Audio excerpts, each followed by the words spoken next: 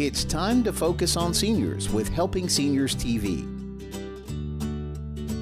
The television show designed to make you aware of senior issues and needs, as well as to acquaint you with the resources available to help you age in place and with dignity.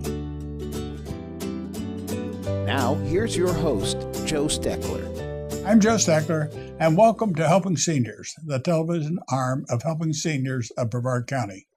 Our show is designed to provide you with information on how to develop your own aging and care plans. Our topic today is reverse mortgages. Joining me is home equity retirement specialist Barbara McIntyre from Security One Lending. Welcome, Barbara. Hi, nice to be here. Thanks for having me. You're quite welcome.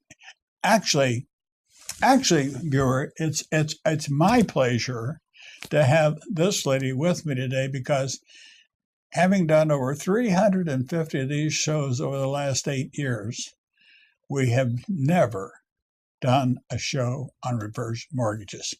Never. And that's amazing. And Barbara, just based on the information that you sent me and what you and I have talked a little bit about before the show today, there is so much knowledge out there about reverse mortgages that I'm sure our viewers don't know and, like me, don't understand. Sometimes finances are a hard thing to pin down.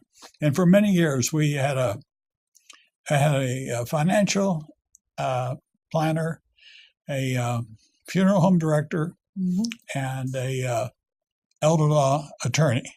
And we talked about estate planning, financial planning, and end-of-life planning. And we covered from all aspects. But I can see now where we really missed the boat in all that talking about finances and preparing for death and preparing for being able to change what we're doing now so that we use some of these new products that are available to let us age with dignity. And that's what I want to talk with you about. I want you to educate me and educate our viewers today. Well, it's my pleasure to do that. As a matter of fact, for years, this product was always called the reverse mortgage. And what we refer to it today is the new HECM. And that stands for Home Equity Conversion Mortgage. And we call it the new HECM because there are so many changes to this product, which is an FHA insured mortgage, because statistically that we've realized that boomers and seniors fear more running out of their money in their lifetime than they even do dying. And so the FHA or HUD has put all kinds of new rules and regulations and different programs in place to really make this cheaper and more accessible program for people to use. And it's just changed dramatically. It's changed dramatically.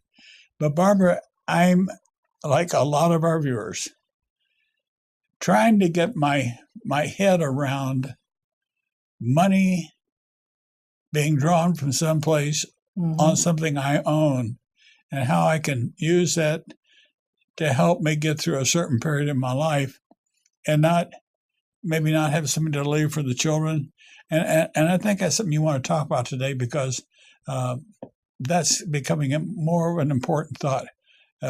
We have to take care of ourselves first. We do.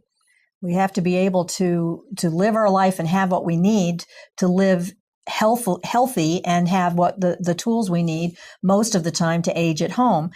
People very much want to leave a legacy for their children. And over time, it's always, the thought has always been, well, we'll leave the house.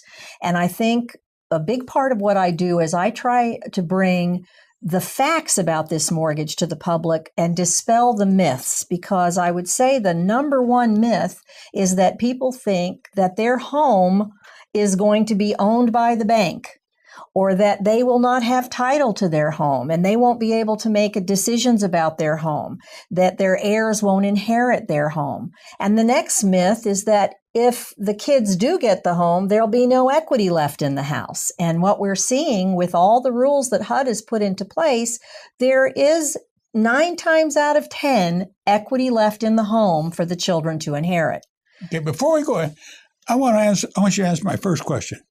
What is a home equity retirement specialist? What do you do? Well, I have a designation that I've spent a lot of time learning and better understanding what people are doing through all the phases of their retirement. Going into retirement is the accumulation phase of retirement assets. And then when you retire, you end up in the distribution phase. Now you're not having an income, you're actually having to work with the funds you've put aside. So as a HERS, Home Equity Retirement Specialist, I've spent hours through programs studying to better understand what people are using in order to retire. And housing wealth, the actual home for most people, is one of their biggest assets.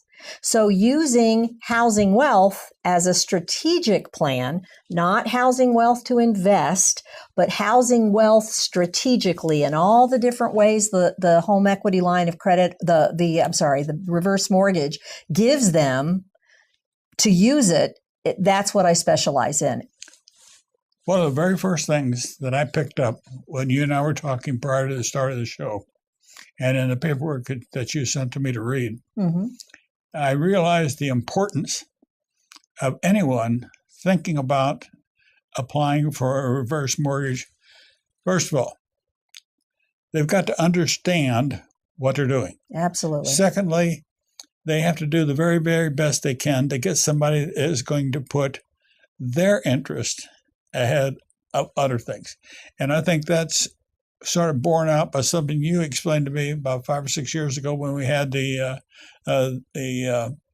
all the homes were being foreclosed on, and what's happening now. And I'm sure a lot of the people watching this show know exactly what you and I are talking about, because they probably, well, some of them may have the same problem. And can you describe that problem for our viewers? I think we're talking about the HELOCs that the banks issued. A HELOC is a home equity line of credit. And back in 2002, when home values were very, very high, many people went to the bank and got this line of credit given to them. And what they didn't realize was that in the documents of those lines of credit, which people were drawing the funds out, it said that in 10 years, those mortgages were going to reset. And so for the last 10 years, they've been paying interest-only payments. But what's happening now, and will be happening over the next 3 or so years, is billions of dollars in home equity lines of credit, HELOCs, from Wells Fargo, Bank of America, our local banks, are resetting, and these borrowers are going to receive letters saying, you now have to make a principal and interest payment. So a payment that could have been $300 a month could very easily jump to something like $1,200 because it's an amortized loan. And of course, these people are 10 years older, maybe fully in retirement, and that jump in a payment could be something that they may not be able to do. Plan for that. That's right. Plan for that. And that's a type of loan that if you don't make a payment, you're at risk of foreclosure. But I think that you, with the home equity conversion mortgage, there's a way to sort of alleviate the impact of that. Absolutely. If we have now are really realizing home appreciation in the last couple of years, and even in some areas in Century homes, we saw 12% appreciation because they're restabilizing from being so devalued. If a home has enough equity to take that HELOC that the bank is resetting and use the reverse mortgage or HECM to pay off that resetting HELOC, now that borrower or homeowner won't have any payment at all that's required, and they will no longer be at risk of foreclosure. Reverse mortgages have no prepayment penalty. So if someone is concerned about wanting to make payments on the loan, you certainly can, but you're never at risk of foreclosure because you're not required to make a payment. I liked one thing that you talked to me about. And viewers, how many of you have long-term health care insurance? And how many of you are concerned that if you can't get long-term health care insurance, what can you do to help defray or pay for the cost of long-term care. And in talking to Barbara about the home equity conversion mortgage, there's a neat product there that the more we know about it, I think the more people are going to be helped. And when you talk about that, help our viewers to understand how they are protected if they enter into this home equity conversion mortgage. Sure. The protections that go along with this product are because the product is an FHA insured loan. FHA is insuring to both the borrower and to the lenders who offer the loan that a mortgage insurance fund is going to guarantee that whatever the promises within the mortgage documents that are being made to the borrower or the lender are going to be fulfilled. The house is the only asset ever to be looked at for repayment, but if the house for some reason couldn't repay the loan, no other asset the homeowner has is required to be used. The use of a standby line of credit within the home equity conversion mortgage is a feature to this mortgage that is very unique. When we talk about long-term health care and a long-term health care policy that one may either not be able to afford or may not even be eligible to obtain, if a line of credit is attached to your home through the HECM, and 15 years from now, you have a health event and you want to have home health care, that is basically your insurance policy. And it's been sitting there waiting for you to use it all along. Yeah. So let's say somebody around the age of 60, they get when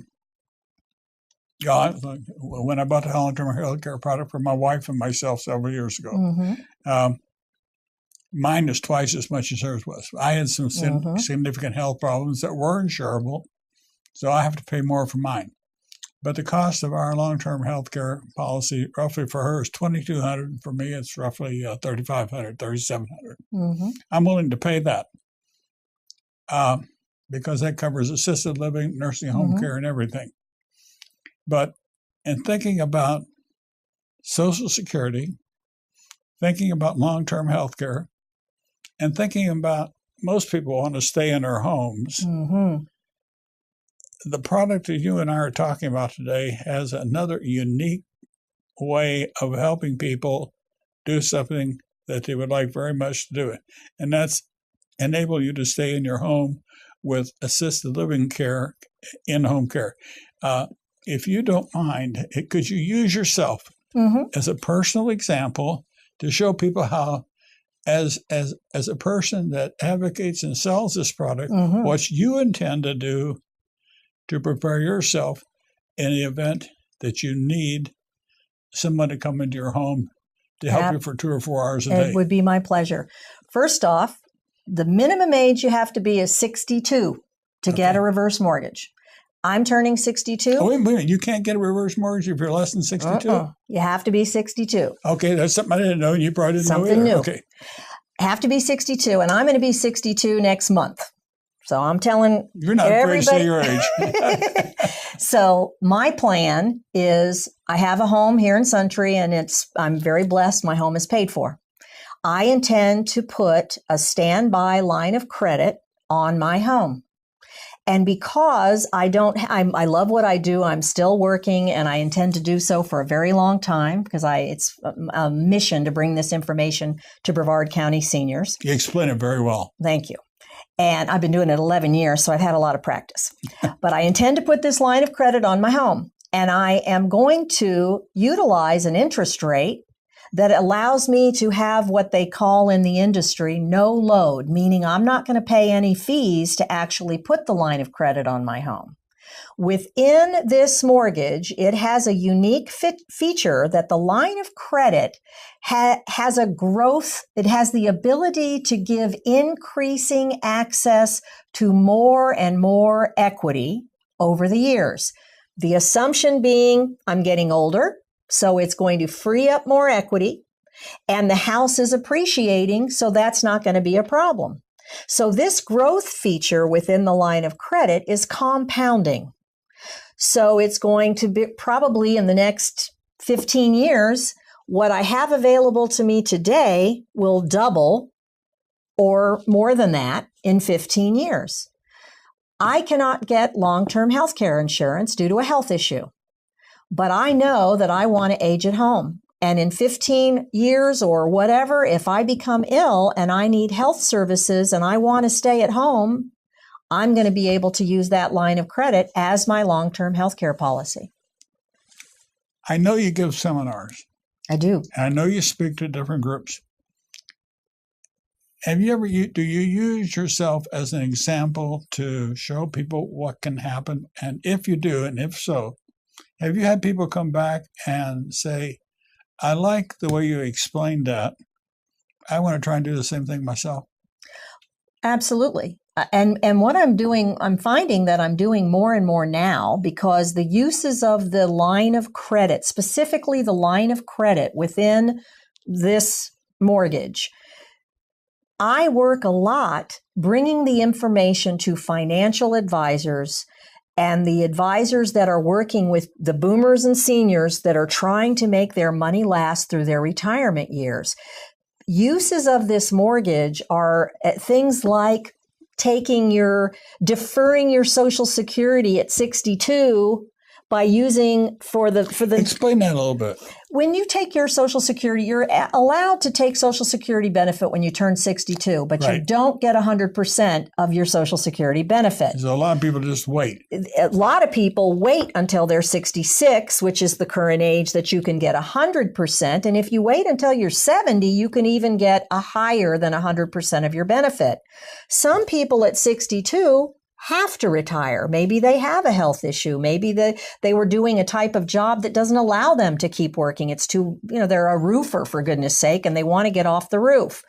If you have a house and you put a line of credit that you can draw out of your home's equity for those couple of years between 62 and 66, then you can file for your Social Security at 66 and get 100% of your benefit. But you still get the you get equally that Social Security benefit for those 4 years. Yes, you can draw it out. But that's based on a presumption that with the change in longer living and in fact, children starting to realize that mom and dad are not going to be able to leave them the house and all this wealth that they might have been able to do years ago. And we work on the assumption that the markets are going to be kind of fair. Mm-hmm. In life, you have to make some assumptions. You do. You have to make some assumptions. I agree. So why not try to make an assumption that could treat you the most kindly? So I see this type of mortgage you're talking about as giving me that the money that I might have needed from 62 to 66, and then at 66, I get the larger Social Security payment. And at worst case, the cost of all that is only going to come out of what's finally left in the annuity when I die, and the children get what's left. Absolutely. When the house is you're done with the house, you've either both passed away or you've decided to move because you own the house, you're never off title, so it's always the borrower's decision. Whatever has been used, if you have a line of credit, that's just equity that's available to you. You only owe what you've actually used and drawn, plus the interest attached. That's paid off, and the retained equity in the home, everything above the debt, is the borrowers or the heirs of the borrowers. So, okay, let's talk about this aspect of it. What are some of the fears that I, as a potential purchaser of the product, what are some of the potential fears I should have with regard to what could cause me to get into trouble? In other words, what kind of payments do I do? Very good question. There are only 3 things that call a reverse mortgage or a HECM due and payable. Not living in the house is your primary residence. Has to be your primary residence, and you need to live there. Don't have to stay there 12 months out of the year, but it has to be your primary residence. The two biggest factors that people need to know and consider very seriously is their willingness and capacity to continue to pay taxes and insurance on the home. Over the years, there have been times, and I've said before how much this product has changed in the last 11 years. When borrowers took all the funds out of every benefit right at day one when they closed a reverse mortgage, there was a pretty small percentage, but any percentage was too much, of people that then found they did not have the resources to keep paying their property taxes and homeowners insurance. Because the lender is going to look to that house for repayment one day, if it does not have taxes paid, then what happens to anybody's home? They sell it on the courthouse steps if you don't pay your taxes. And that's what happened 6-7 years ago. And if somebody doesn't have homeowners and it burns to the ground, who's going to rebuild it? So the lenders will foreclose on a reverse mortgage if the borrower fails to maintain taxes and insurance. That is a risk to the borrower. So as an originator, someone like me that goes out and sits at someone's kitchen table and preferably with their family or anyone who advises them, we look at the whole picture. It's not just putting the reverse mortgage in place. It's once you have it, are you going to be able to continue to pay these items that are required to be paid? This mortgage is not for everyone. It's not a one-size-fits-all, but I have to say all the changes that have occurred over the years make it more likely to fit many scenarios than less likely. Anytime I talk about something like this, I get concerned about what changes can the bank pull on me to make it difficult for me to continue to do what I've agreed to do. Having said that, has HUD or the government put some things in place to control what the banks can do to you as a purchaser of this product? Well, one thing they've done, I'm going to say two things. One is the mortgage documents attached with the reverse mortgage. They are FHA loan documents, and once that loan is signed, there is nothing that can be changed. There is no going back and changing the rules. However, HUD puts out periodically what we call mortgagee letters related to all kinds of FHA insured mortgages. We've recently gotten some new mortgagee letters which have helped lenders now be able to put in place kind of a litmus test for determining if borrowers who want to have the reverse mortgage will be able to continue paying taxes and insurance. And so now there's some rules going into place, and it happens April 27th. These new rules take effect. And what it will do is it's not going to deny borrowers, but it's going to say, if you show not enough income, we're going to take some of your benefit and we're going to hold it back so that when your taxes and insurance are due, we can send it to you to pay those. So the lenders are starting, I should say. That makes sense. It does make sense because we don't want to set seniors up to fail. Nobody wants to foreclose on grandma, ever. So what they're doing is they're putting some situations in place to be more protective. Okay, let me a short example from my own experience and make a comment on this. We talked about using this home equity line of credit to pay for in-home care. Right. A good example. Let's say if you maybe have $100,000 line of credit is available to you, and you're never going to qualify for Medicaid. You're going to have to pay all these expenses out of your pocket. Assisted living facilities cost roughly, average now, $5,000 a month. But there are several organizations that we work with that send somebody into a home, and I know one group can send somebody in. They fix them breakfast, tidy the house up, help them get dressed, make sure they're taking their medications. And they charge them $32 for a block service of 2 hours. And we had one family where they had to do that twice a day. So roughly for $2,200 a month, Right. They were they were able to stay in their own home, but if you have $100,000 line of credit and you're never going to have to pay that except when you die, that can last a long time. Absolutely. And with the line of credit, you just draw the funds when you need it. So if you want to draw $5,000 and have it in an account so that you can pay that home health agency as they're providing those services, hey, the roof has a leak. I need a little extra money to fix the roof. That's a common thing. The car broke down. That happens all the time. So the security and the comfort that people get of having that line of credit, it's just.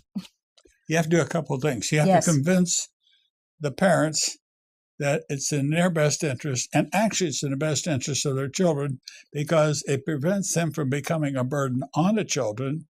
Then the children have to realize that by enabling their parents to do what's right for them, it makes their own life easier in terms of the care situation. So it's just a win situation. Right. We're almost out of time. What else would you say, Barbara? Knowledge is power. That's what I would say. People need to know about this product and dispel the myths and know the facts. Well, we've got the radio show, and we'll certainly have you on the radio show. And I will make sure Kay gets a hold of you so we have a 300 or 400 word column for our newsletter, because I think this is information most people need to know. I agree. Thank you for the opportunity to bring it to you. Thank you for being here today. Thank you, viewer, for watching today and this issue of Helping Seniors.